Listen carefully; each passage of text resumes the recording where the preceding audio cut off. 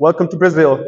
Seja bem-vindo ao Brasil. E hoje chuvas fortes na Baixada, né? Teve que cruzar o canal de Panamá para chegar aqui, sinceramente, porque vinha caminhando só. Mas vale a pena. Que bom estar na casa do Senhor. Vale a pena. Com certeza Deus, assim como falou para meu coração, para minha vida, quando estava preparando a palavra, com certeza vai falar para a sua e para aqueles que nos estão escutando ou nos escutarão através das redes sociais. Me lembrei também de Jeremias, porque do profeta Jeremias, porque com isso que estava falando do clima e eu com camiseta de Havaiana, porque quando Deus enviou a Babilônia a sitiar Jerusalém e levar cativo ao povo, no mesmo tempo ele falou para Jeremias: compra casa. Ou seja, tudo estava sendo destruído em Judeia, Jerusalém, mas o Senhor falou para Jeremias: compra casa. O agir de Deus é completamente diferente. Ou seja, nós ficamos assim como: peraí, como é isso? Tudo em destruição e o Senhor está mandando comprar casa, e comprou casa.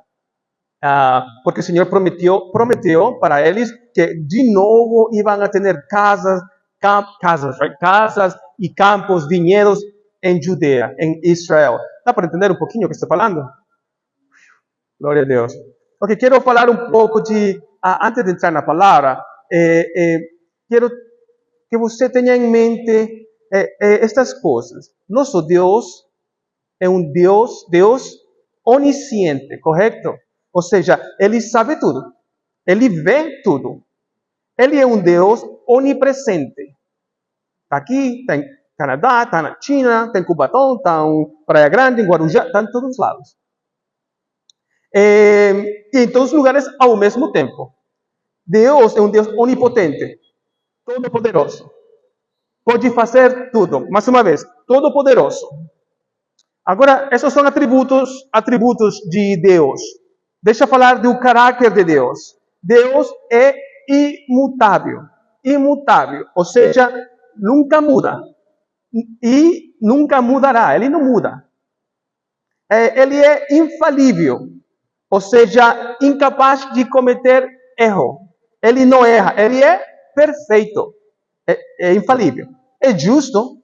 Apocalipse 19:2 diz: pois verdadeiros e justos são os seus juízos. É um Deus celoso também. Você sabe isso, que Deus é um Deus celoso? Obviamente não como celo do ser humano, é diferente. Mas a palavra de Deus fala que Ele é um Deus celoso. Porque ele não compartilha a sua glória com ninguém. Ele é fiel, Ele é um Deus amoroso, é um Deus de esperança. Agora, tendo isso em mente, pode me acompanhar ao livro de Deuteronômio, capítulo 5, por favor. Deuteronômio, capítulo 5. E nós vemos que Moisés pede ao povo prestar atenção nas leis e os mandamentos que Deus tinha dado para o povo. Você pode ir comigo, capítulo 5, verso 4 ao 21.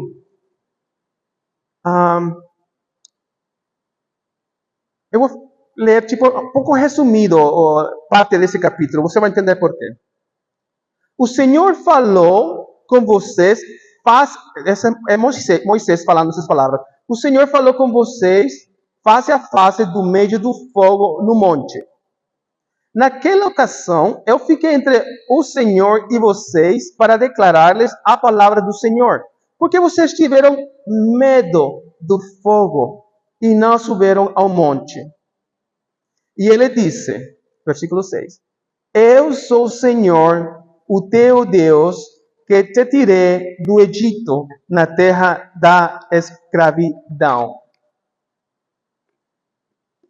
E eu quero refrescar a vocês essas leis, esses mandamentos que Deus deu no Monte Sinaí ou Monte Horebe, Deus ao povo de Israel. Estão comigo? O mandamento número 1. Não terás outros deuses além de mim. Ou seja, não adorar outros deuses. Número 2. Não farás para ti nenhum ídolo. Isso é Deus falando, né? Nenhuma imagem de qualquer coisa no céu, na terra ou nas águas debaixo da terra. Não te prostrarás diante deles, nem lhe prestarás culto, porque eu, o Senhor, o teu Deus, sou Deus zeloso. 3. Não tomar o nome de Deus em vão. Descansar no sétimo dia e dedicar esse dia a Deus. Lembra-te que foste escravo no Egito e que o Senhor, o teu Deus, te tirou de lá com mão poderosa e com braço forte.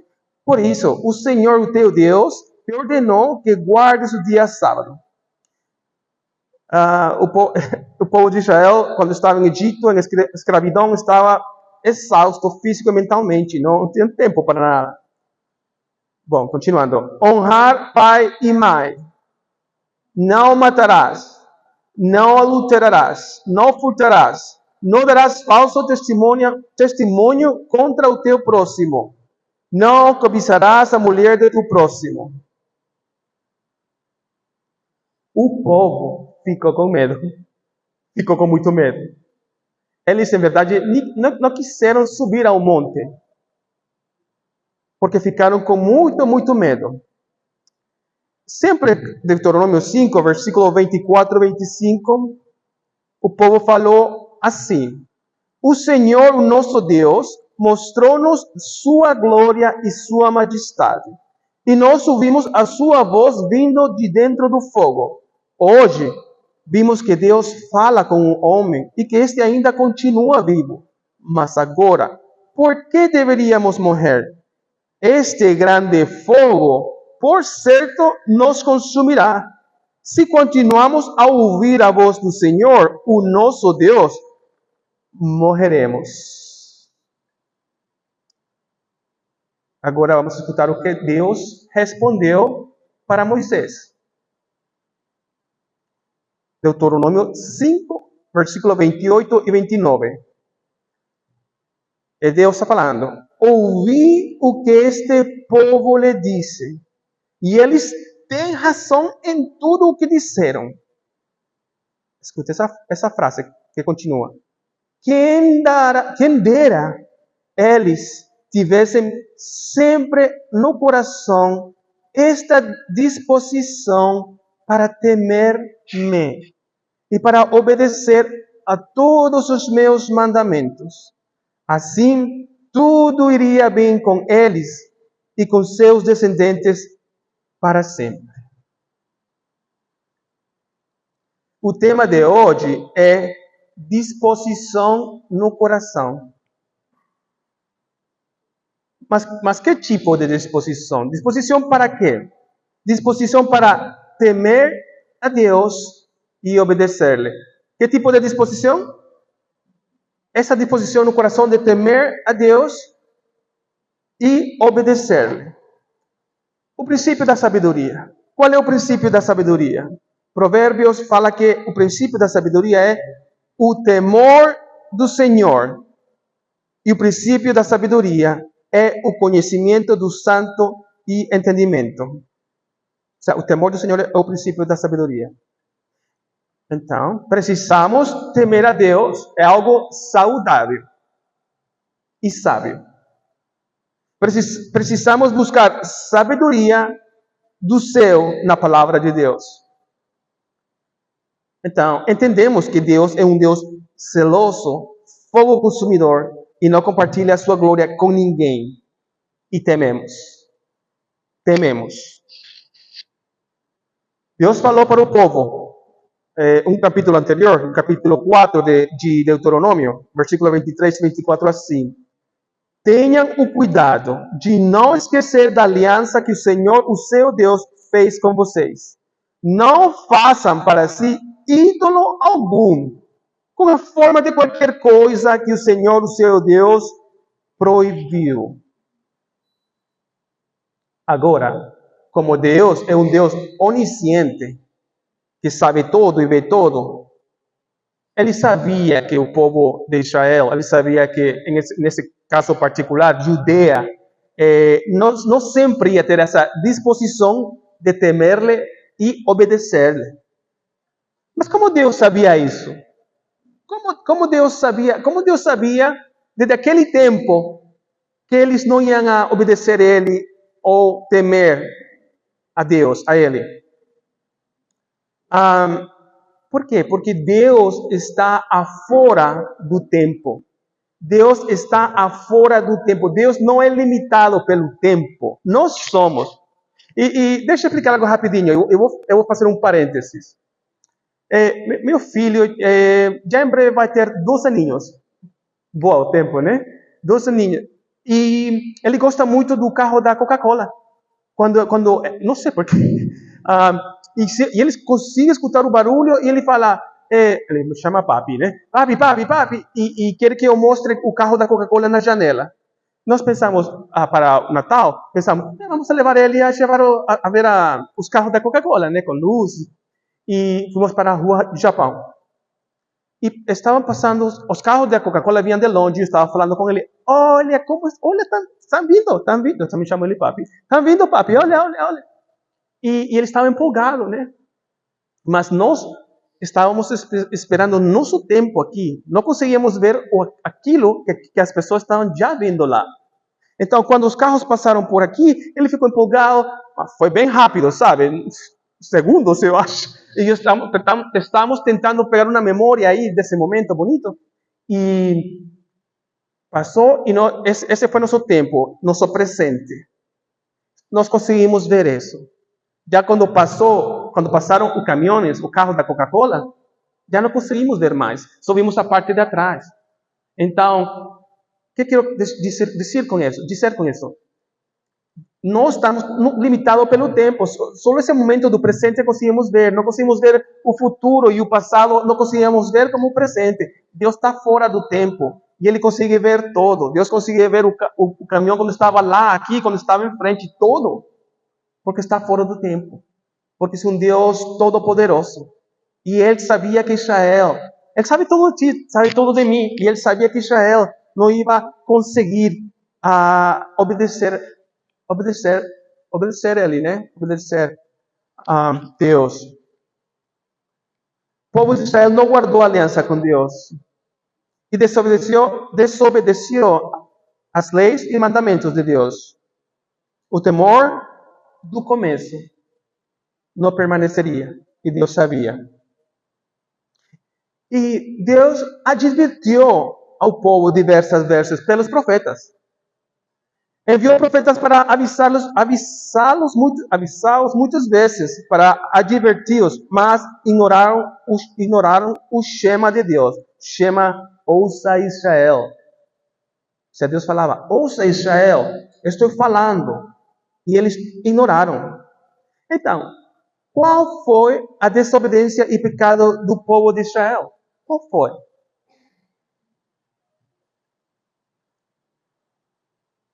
Eles tinham a disposição errada no coração. Eles tinham incredulidade no coração. Incredulidade. Eles não confiaram na provisão de Deus. Eu vou explicar isso. Não confiaram na providência de Deus. Além de ter visto a mão de Deus muitas vezes, eles mostraram através de seus atos que não confiavam na provisão de Deus, porém desobedeceram. Eles quebraram o ano sabático. Eu vou explicar isso. Eles quebraram o ano sabático. E Deus falou para eles, lembra que ele deu no monte Sinaí, Horebe, que é a mesma coisa, as leis e os mandamentos. No Levíticos 25, capítulo 25 de Levíticos, versículos 3 e 4, Deus deu uma ordenança para Israel e falou assim: durante 6 anos, semeiem as suas lavouras Aparem as suas vinhas e façam a colheita de suas plantações por 6 anos. Mas no 7º ano, a terra terá um sábado de descanso. Um sábado dedicado ao Senhor. Não semeiem as suas lavouras, nem aparem as suas vinhas. No versículo 20, do capítulo 25, ele fala assim, Deus fala assim, vocês poderão perguntar, que iremos comer no 7º ano, se não plantamos nem fizermos a colheita? Você está entendendo o que Deus falou para eles? Por 6 anos você vai trabalhar a terra. Ele não falou, para de trabalhar. Não, ele falou, pode trabalhar a terra por 6 anos. Só que no 7º ano, não trabalhe mais. E o povo ficou assim como, não vamos trabalhar? Não faz sentido, né? Para o ser humano não faz sentido. Para o povo de Israel não faz sentido. Como assim não trabalhar por 1 ano? Isso foi o que Deus falou para eles, não trabalhar por 1 ano. Mas você acha que eles obedeceram essa lei? Essa ordenança? Bom, versículo 21. Saibam que eu lhes enviarei a minha bênção no 6º ano. E a terra produzirá o suficiente para 3 anos. Quando vocês estiverem plantando no 8º ano, comerão ainda da colheita anterior e dela continuarão a comer até a colheita do 9º ano. Ou seja, Deus falou, eu vou prover para vocês. Vai ser tanta a bênção que eu vou dar para vocês, que quando vocês parem de trabalhar, vocês vão ter o fruto, comida, a colheita vai ser grande para esse ano e para o começo do outro. Só Deus pode fazer essas coisas. E o povo de Israel falou, não, thank you. Não, obrigado. Não. O povo não obedeceu. Yes, but no. Sim, pero não. Sim, mas não. No livro de Jeremias, Deus disse ao povo que os exiliaria da terra por 70 anos. Porque este foi o período de tempo em que o descanso sabático foi desobedecido. Ou seja, eles quebraram a lei de Deus, não obedeceram o que Deus falou para eles com a terra, e então Deus falou para eles, vocês vão ir exiliados para Babilônia.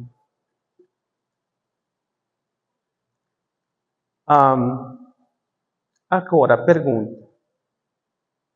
E você e eu? Nós confiamos na provisão de Deus?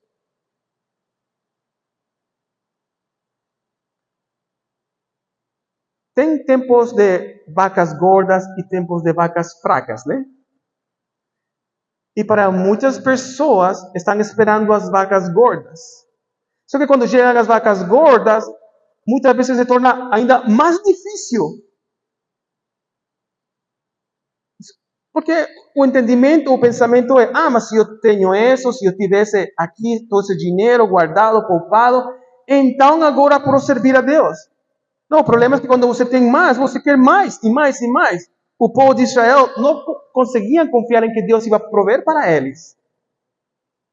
Mas também acontece que quando você está nesse tempo de vacas fracas, você pensa, tenho que trabalhar todos os dias. Desculpa, não tenho tempo para Deus. Desculpa, Deus, não tenho tempo para ti.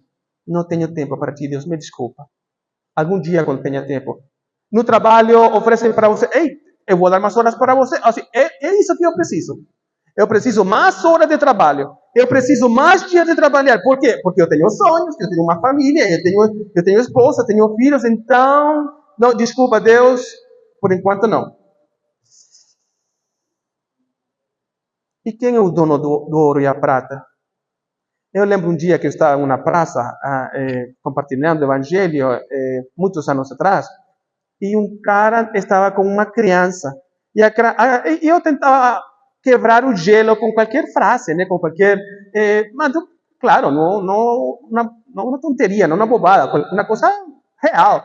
E ele estava com a criança e eu falei, olha que legal, você vê a criança, bonita camisa. E eu falei assim, né? Deus é bom, né? Sabe o que contestou para mim o cara? Deus, eu trabalhei, eu paguei por essas coisas. Está entendendo? Ele falou, assim e bravo? Porque eu estava quebrando gelo para compartilhar o evangelho com ele. Mas ele continuou caminhando e falou, Deus, eu trabalhei. Eu trabalhei para comprar essa roupa. E ele não parou, ele continuou caminhando. Desculpe, mas eu tenho que falar. E eu falei para ele, e quanto pagou por esse oxigênio que está respirando agora? Eu falei, desculpa.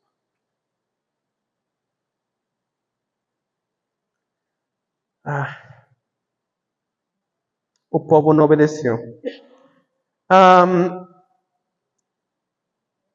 Você, algumas vezes, imagina, você está trabalhando 6 dias da semana e o chefe oferece outro dia. E você pensa, seria bom, né? Porque eu teria um pouco mais de dinheiro aqui como é que é, bolsa? Bolso? No bolso. E poderia ser aquele que eu tenho planejado e blá, blá, blá. Mas não conseguiria poder estar na igreja. Ou não conseguiria essa reunião de lares que tanto precisa, minha família e eu. Ou não consigo estar na noite de oração. Não consigo porque eu tenho que fazer essas horas. Porque minha prioridade é outra, não é Deus.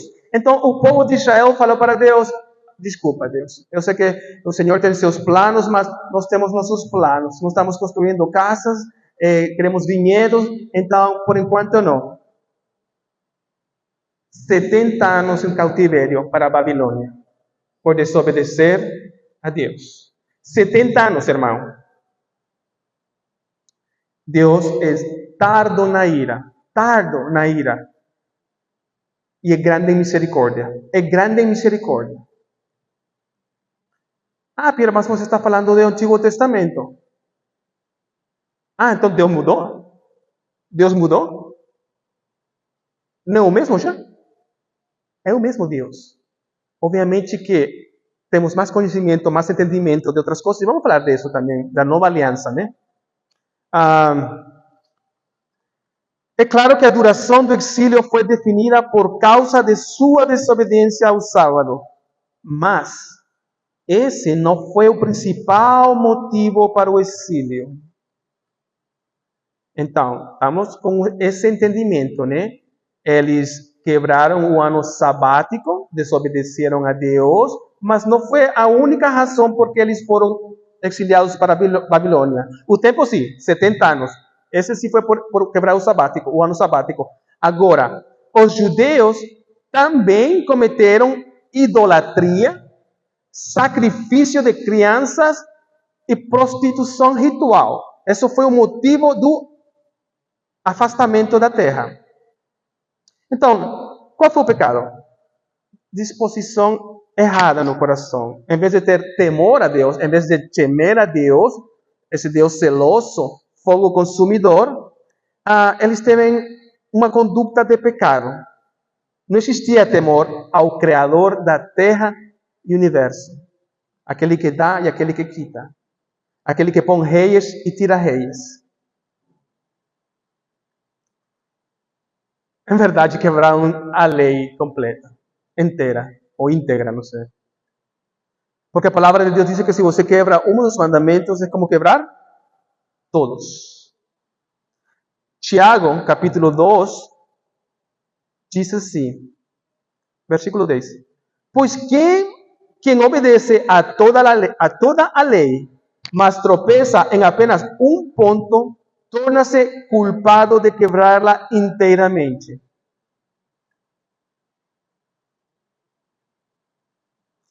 E Deus falou com eles de novo. E falou forte. O Deus de Abraão, Isaac e Jacob, nosso Deus, falou assim para o povo. Assim diz o Senhor dos Exércitos, o Deus de Israel. Corrijam a sua conduta e as suas ações.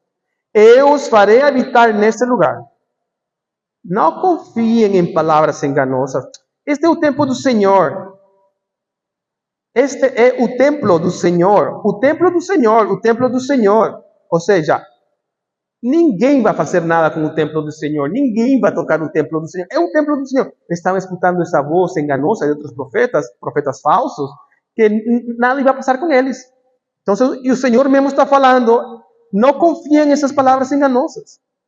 Mas vocês realmente corrigem a sua conduta e as suas ações.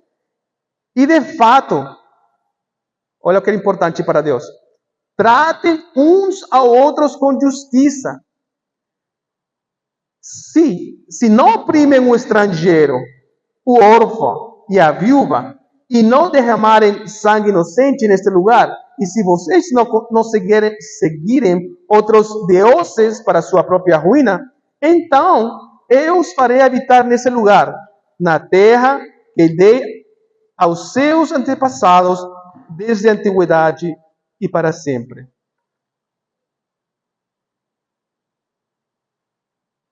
Mas veja, vocês confiam em palavras enganosas e inúteis. Olha Deus que fala aqui para eles. Vocês pensam que podem roubar e matar, cometer adultério e jurar falsamente, queimar incenso a Baal e seguir outros deuses que vocês não conheceram? E depois vir e permanecer perante mim neste templo que leva o meu nome e dizer, estamos seguros. Seguros para continuar com todas essas práticas repugnantes? Esse templo que leva o meu nome tornou-se para vocês um covil de ladrões. Cuidado, eu mesmo estou vendo, declara o Senhor. Eu acho que é sábio temer ao Deus, né? É sábio. Meu Deus, eu escuto essas palavras e eu penso, que forte como falou Deus com os judeus.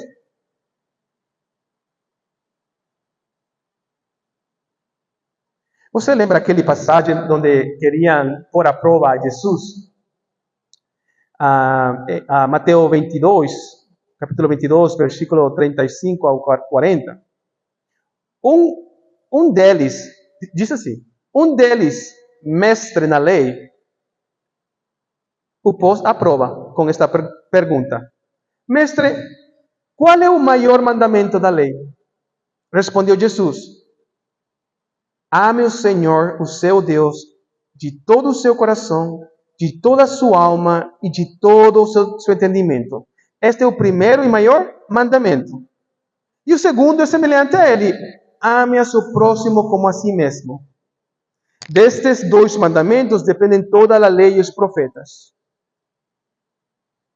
Então, o povo de Deus, o povo, nesse caso particular, Judeia, eles não estavam nem amando a Deus nem a seu vizinho, não estavam amando a seu próximo. Em verdade, estavam roubando, matando, enganando, fazendo tudo que está em contra dos princípios de Deus. E qual foi o resultado de Israel? Você acha que eles corrigiram a conduta? Depois de Deus falar com eles assim fortemente? Não.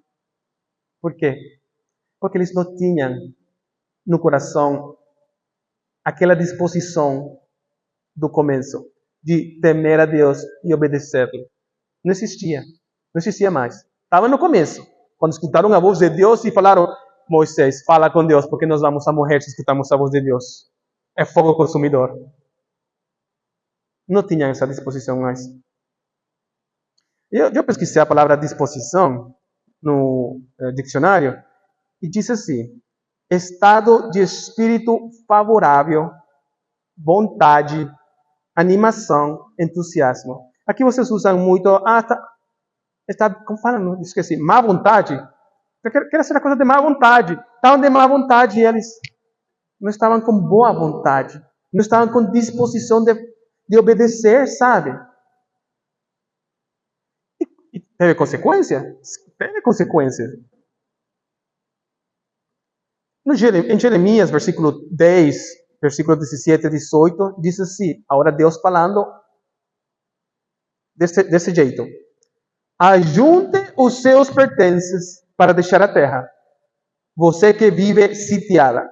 Porque assim diz o Senhor, desta vez lançarei fora os que vivem nesta terra trarei aflição sobre eles e serão capturados.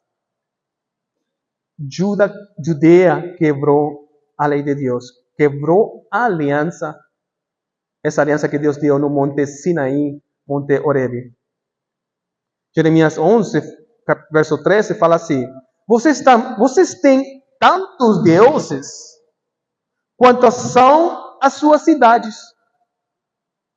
E os altares que você construiu para queimar incenso, aquela coisa vergonhosa chamada Baal, são tantos quantas são as ruas de Jerusalém.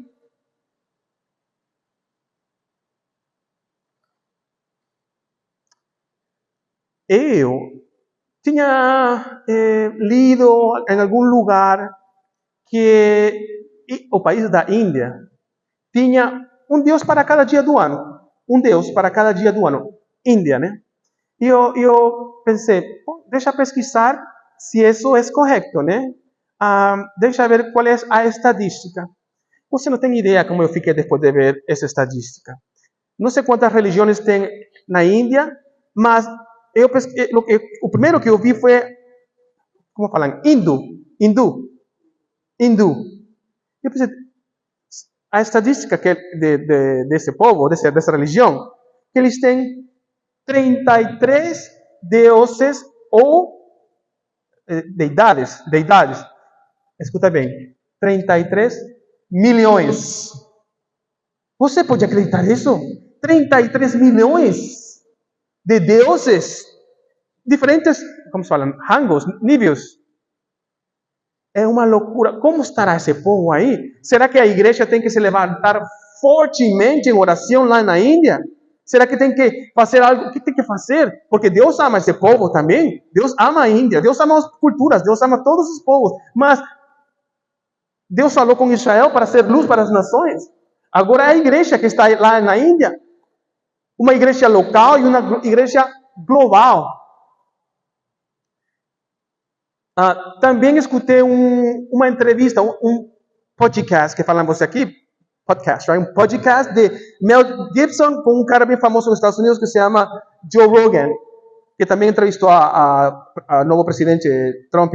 Mas em aquela época, recentemente entrevistou a Mel Gibson e Mel Gibson estava, como se fala, desabafando porque, sabe, Mel Gibson de The Passion of the Christ, a Paixão de Cristo, ele falou, o Papa, que está agora aqui no Vaticano, trouxe para o Vaticano, como se chama? Worship. Adoração. Adoraram uma deusa, a deusa da fertilidade de Peru, do povo Inca, que se chama Pachamama. Isso foi em outubro de 2019, mas ele estava falando, olha, o Papa, eu estou comunicando o artigo que eu vi, a entrevista, o podcast, e que aí em frente, no Jardim do Vaticano,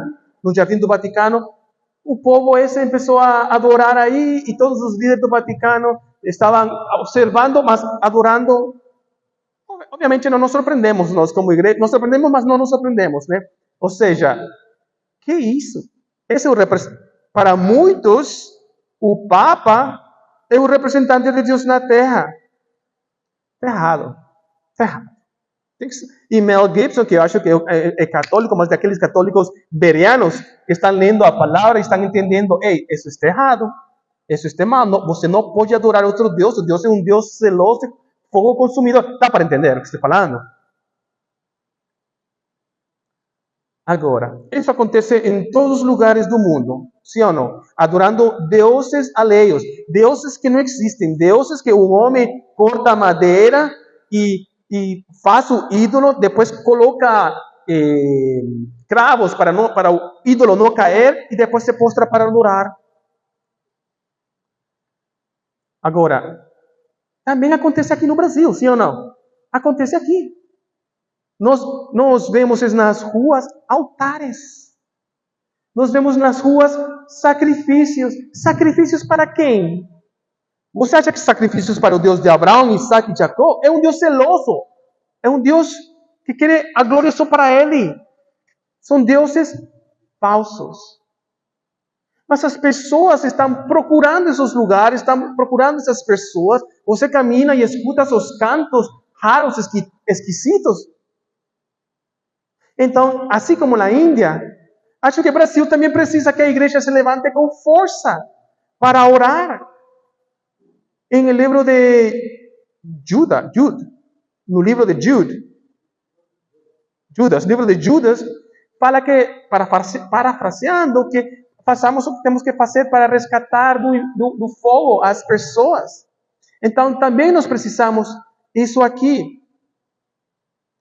Macumba se chama isso aqui, né? Macumba se chama sacrifício nos altares. Outro dia passei e mirei 2 mulheres na esquina, porque trabalho por aqui perto, passei por aqui e estava uma em uma moto e a outra estava de joelhos, fazendo um altar. Senti tanta compaixão. E eu pensei, para quem estão fazendo isso? Ela precisa de ajuda. Ela precisa de algum tipo de ajuda. Está frustrada, está desesperada, não sei o que ela quer, mas está procurando ajuda no lugar errado. Nós somos a igreja. Temos que continuar orando, levantar-nos em força como igreja, orando pelas pessoas, resgatando as pessoas de todos esses falsos deuses. Está comigo, irmãos? Olha, quando eu estava pequenino, meu irmão gostava muito de comprar o jornal, né? Porque eu gostava muito de ler. Tinha esse hábito de ler. E eu gostava de pegar o jornal para ele. Sabe por quê? Porque no jornal, na parte de atrás, quase ao final, estava o horóscopo. Falam assim, horóscopo. E eu gostava de ir a ver o que poderia passar para mim no futuro, né? Que coisa, né? Ignorância total, né? Ah, porque Deus é celoso em muitas coisas, e em isso é celoso também Deus. Porque uma das coisas que perguntam para você rapidinho aqui é, que equipe é você? Ah, tal. E que signo é você? E uma vez, quando eu estava pequenino, como de 9 anos, você dá risada, né? Porque você sabe como é. Quando eu tinha 9 anos, eu fui com a pessoa que pregou para mim o evangelho, quando eu estava bem criança, e eu falei, peraí, quero ver o horóscopo. Deus é um Deus celoso, fogo consumidor. E eu pensei, que é isso? Mas ele é um Deus que quer só ele a glória, não quer todas essas coisinhas aí. Acho que temos que parar, né? Essas coisas. Sabe que existem cristãos que falam, sou cristão, mas depois falam, a vidente falou que. A vidente falou que. É engraçado, né? A vidente falou que. Não pode ser, irmão. Não pode. Eu sei que estamos crescendo, eu sei que Deus está nos mudando, eu sei que temos erros, somos pecadores, graças a Deus por Jesus, por esse sacrifício na cruz, mas essas são coisas que não devem existir, né? Mas não só isso. Que nos afasta de Deus? Porque pode ser outras coisas nossos deuses também. Pode ser o dinheiro, já falei. O tempo. Pode ser até uma mulher que te afaste de Deus. Uma mulher que você esteja vendo como deusa. Um homem que você esteja vendo como um homem, ou que você esteja vendo um homem como Deus. Tecnologia, tantas coisas. Precisamos levantar-nos fortes como igreja, orar e recuperar o que pertence a Deus. Alerta com uma guerra espiritual. É uma guerra espiritual. Temos que orar ferventemente. Temos que levantar. Eu peguei essa frase de Bonfim na quinta que estávamos orando. Não sei se você lembra, Bonfim, que você falou. Temos que levantar-nos fortemente. Temos que levantar-nos como igreja fortemente, né? Na Bíblia, Efésios capítulo 6, fala disso, de estar atentos. Vou ler rapidamente Efésios 6, capítulo 2. Perdão, capítulo 6, versículo 2. Pois a nossa luta não é contra pessoas, mas contra os poderes e autoridades, contra os dominadores deste mundo de trevas, contra as forças espirituais do mal nas regiões celestiais. É real, irmãos. Por isso, vistam toda a armadura de Deus para que possam resistir no dia mau e permanecer inabaláveis depois de terem feito tudo. Versículo 14. Assim, mantenham-se firmes, cingindo-se com o cinto da verdade, vestindo a couraça da justiça, tendo os pés calçados com a prontidão do evangelho de paz. Além disso, usem o escudo da fé, como o qual vocês poderão apagar todas as setas inflamadas do maligno. Usem o capacete de salvação e a espada do Espírito, que é a palavra de Deus. Orem no Espírito em todas as ocasiões, com toda oração e súplica. Tendo isso em mente, estejam atentos e perseverem na oração por todos os santos. Ou seja, focados na oração e focados no consumador e autor de nossa fé. Jesus despojou todas as autoridades, todos os poderes e autoridades na cruz. Isso fala Colossenses 2,15.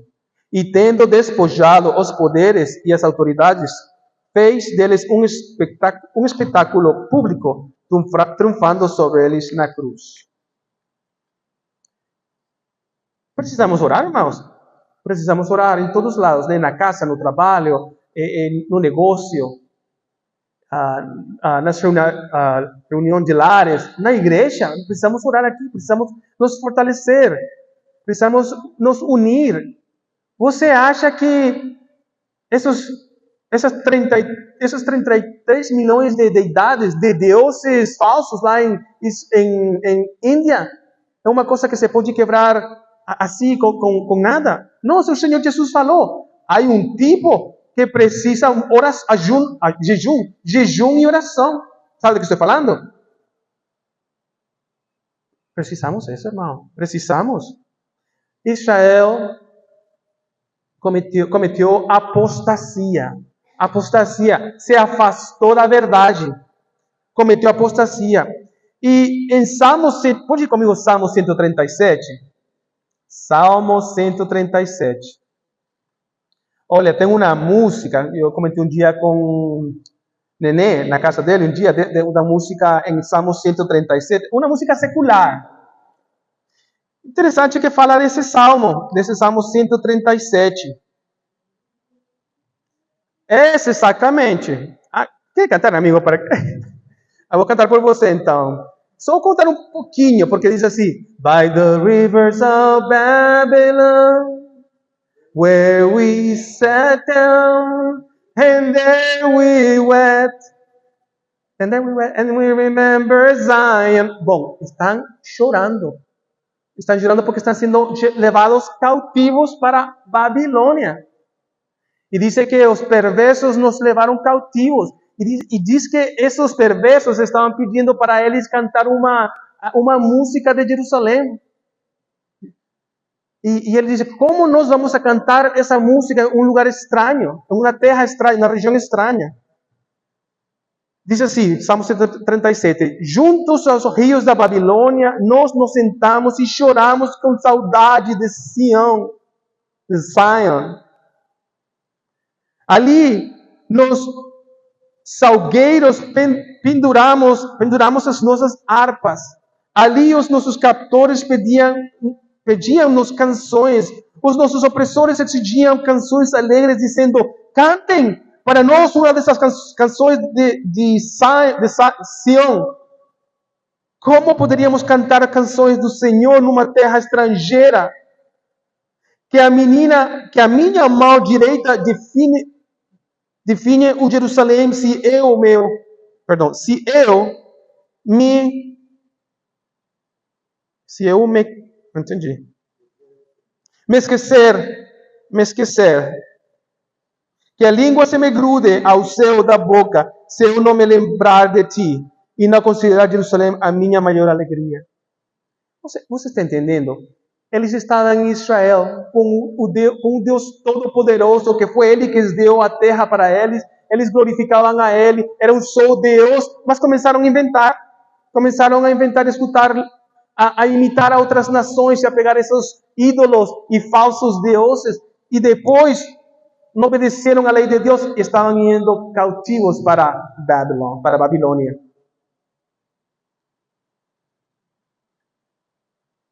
E o Senhor falou assim, no Jeremias 34, 17. Portanto, assim diz o Senhor, vocês não me obedeceram, não proclamaram libertação, cada um para o seu compatriota e para o seu próximo. Jeremias 34, 17.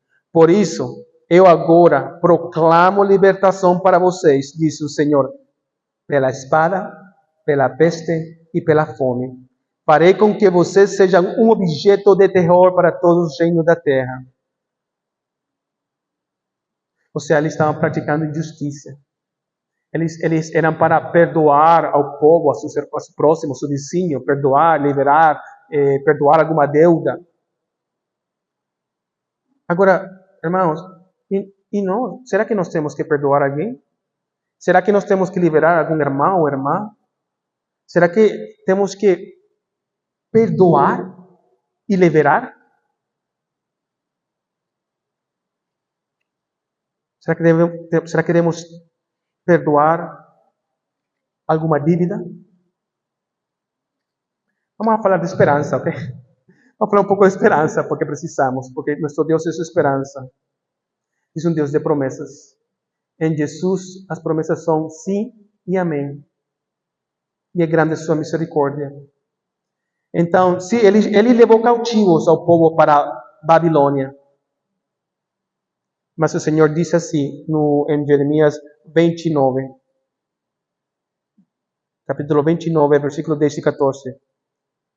Ou assim diz o Senhor, quando se completaram os 70 anos da Babilônia, eu cumprirei a minha promessa em favor de vocês, de trazê-los de volta para este lugar. Porque sou eu que conheço os planos que tenho para vocês, diz o Senhor, planos de fazê-los prosperar e não de lhes causar dano, planos de dar-lhes esperança e um futuro. Escuta essa parte. Então vocês clamarão a mim, virão orar a mim, e eu os ouvirei. Vocês me procurarão e me acharão quando me procurem de todo o coração. Eu me deixarei ser encontrado por vocês, declara o Senhor, e os trairei de volta do cativeiro. Eu os reunirei de todas as nações e de todos os lugares para onde eu os dispersei, e eu os trairei de volta para o lugar onde os deportei, diz o Senhor. Qual é a aplicação, irmãos? Temos que clamar. Assim como o povo de Israel, como Deus falou, tem que clamar, nós temos que clamar. Nós temos que procurar Deus com todo o nosso coração. Eu tenho que procurar Deus com todo o coração. Mas existia a necessidade de uma nova aliança. Porque o povo de Israel, o povo de Judeia, não conseguia obedecer a Deus, não conseguia cumprir com a lei. Então era precisa uma nova aliança. E entendemos que essa nova aliança é quem? É Jesus. Porque o povo não podia obedecer. Então Deus teve que se tornar homem e morrer por todos. Porque só Ele pode cumprir a lei. E Ele cumpriu a lei à perfeição. E vou quase finalizar com esse versículo de Jeremias 31, versículo 34. Falta um pouquinho. Falou Deus assim: estão chegando os dias, declara o Senhor, quando farei uma nova aliança com a comunidade de Israel e com a comunidade de Judá. Não será como a aliança que fiz com seus antepassados quando os tomei pela mão para tirá-los do Egito, porque quebraram minha aliança, apesar de eu ser o Senhor deles, diz o Senhor. Esta é a aliança que farei com a comunidade de Israel, depois daqueles dias, declara o Senhor. Porém, a minha lei no íntimo de eles escreverei nos seus corações. Serei o Deus deles e eles serão o meu povo. Ninguém mais ensinará ao seu próximo, nem ao seu irmão, dizendo, conheça o Senhor. Porque todos eles me conhecerão, desde o menor até o maior, diz o Senhor, porque eu lhes perdoarei a maldade e não me lembrarei mais de seus pecados. Uma nova aliança falando que perdoará todos os pecados. Não, mas nós não éramos como Israel. Num tempo. Porque, obviamente, estou falando para a igreja aqui, mas também estão pessoas escutando, ou estão por nos escutar nas redes sociais. Eu estava também morto em meus delitos e pecados antes de Jesus. Ainda que eu queria cumprir a lei também como o povo de Israel, nunca cumpria. Ainda não. É por Deus que somos salvos, é por graça. Graças ao Senhor Jesus. Olha, eu em outra ocasião, eu estava em uma praça pregando para uma pessoa e eu falava para eles, você acha que você vai para o céu? Se você morre hoje, você vai para o céu? E ele falava, eu acho que sim. Então você se considera boa pessoa? E 99,9% das pessoas se consideram boas pessoas. E eu fazia algumas perguntas e passava através desses mandamentos que falei no começo. E eu perguntava para eles, posso fazer umas perguntas para você? Vou falar dos mandamentos. E eles falavam, sim, pode. Ok. Você alguma vez ha mentido? Eles falavam, sim, sim. E como você chama uma pessoa que mente? Ele falava, mentiroso. Ok. Então você é mentiroso. Eu falava, você alguma vez ha roubado? Alguma coisa pequenina. E como se chama uma pessoa que rouba? Ladrão. Você alguma vez... Você nunca matou, né? Não. Mas você alguma vez ha odiado? E eles falavam, odiar sim, é odiar. E você escuta de todo, né? Odeio meu irmão, odeio minha mãe, odeio meu primo, meu amigo, meu chefe, sabe? Ok. Jesus falou que aquele que odeia seu irmão é como cometer homicídio no coração. Então as pessoas contestavam e eu falava das boas novas de Jesus, que Jesus morreu pelos seus pecados.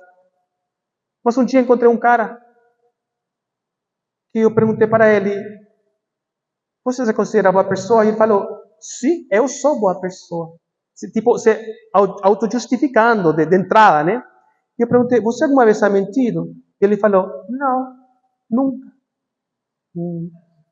E eu falei, não me está mentindo agora? E ele falou, não, nunca he mentido. Tá. Você alguma vez ha roubado? Não, nunca. Eu perguntei, você alguma vez ha odiado alguma pessoa? E ele falou, não, nunca. E eu pensei, puxa, eu por todos os mandamentos deste cara, sabe? Ou seja, eu pensei, Jesus? Eu pensei, eu continuei perguntando. E eu perguntei, a palavra de Deus fala que você não adulterarás. Mas Jesus falou que se você vê uma mulher com luxúria, com luxúria você cometeu adultério no coração. Alguma vez você viu uma mulher com luxúria? Ele falou, não, nunca. Por último, né? Eu perguntei para ele, deixa eu perguntar uma coisa para você. Você ama a Deus com toda a sua alma, com todo o seu coração, com todas as suas forças? Você já colocou a Deus número 1 em sua vida? Ou seja, primeiro que sua esposa, primeiro que seus filhos, primeiro que toda a sua família, primeiro que seu trabalho, é número 1 em sua vida. Isso foi que tocou o coração desse cara, sabe? Ele falou para mim, humilhado, sinceramente, com o coração contrito e humilhado, ele falou, não, nunca. Ele falou, não, Deus não é número 1 na minha vida. Eu não sei que palavra Deus vai usar para tocar o coração de uma pessoa, mas essa foi. E ele ficou a contas com Deus esse dia. Mas todos quebramos a lei de Deus. Israel quebrou a lei de Deus, nós quebramos a lei de Deus. Então, graças a Deus por Jesus. Graças a Deus por Jesus. Mas a pergunta é, ele é número 1 na sua vida? É Deus número 1 na sua vida? Primeiro que o trabalho, primeiro que a esposa, que o esposo, que a mãe, que o pai, que os filhos.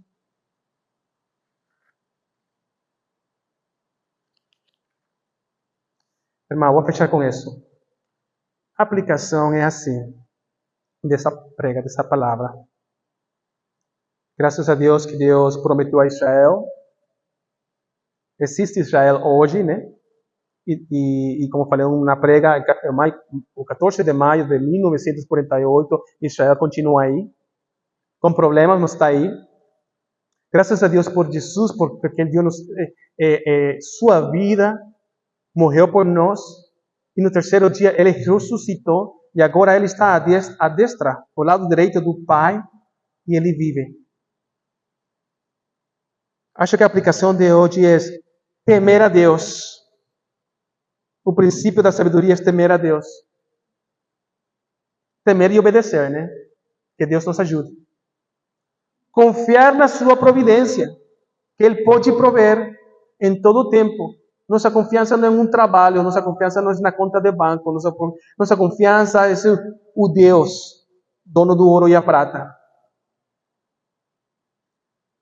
E outra básica, procurar a Deus, clamar a Deus, orar a Deus. Eu acho que todos precisamos disso. Eu preciso disso. Estar em comunicação, ter realmente essa intimidade, esse relacionamento com Deus. E sobre todas as coisas, a aplicação é amar a Deus com todo o seu coração, com toda a sua alma e com toda a sua força. E a seu próximo também. Amém, irmãos? Que Deus abençoe vocês e que Deus nos ajude na caminhada. Amém?